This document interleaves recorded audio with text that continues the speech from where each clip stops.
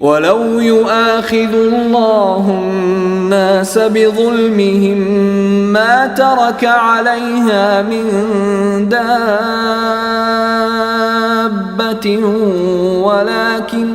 وَلَكِنْ يُؤَخِّرُهُمْ إِلَى أَجَلٍ مُّسَمًّى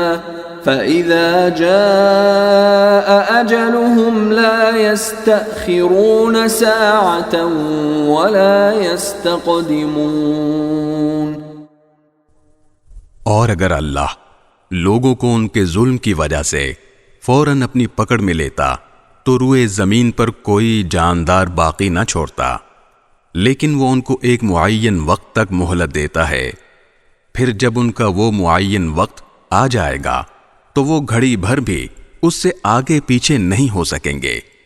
وَيَجْعَلُونَ لِلَّهِ مَا يَكْرَهُونَ وَتَصِفُ أَلْسِنَتُهُمُ الْكَذِبَ أَنَّ لَهُمُ الْحُسْنَى لَا جَرَمَ أَنَّ لَهُمُ النَّارَ وَأَنَّهُمْ مُفْرَطُونَ۔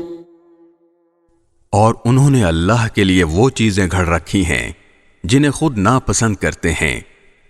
پھر بھی ان کی زبانیں اپنی جھوٹی تعریف کرتی رہتی ہیں کہ ساری بھلائی انہی کے حصے میں ہے۔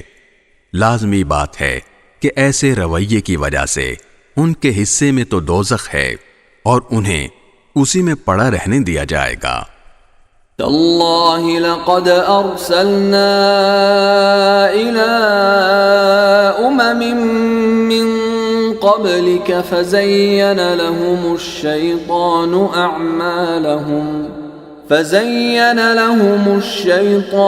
أَعْمَالَهُمْ فَهُوَ وَلِيُّهُمُ الْيَوْمَ وَلَهُمْ عَذَابٌ أَلِيمٌ۔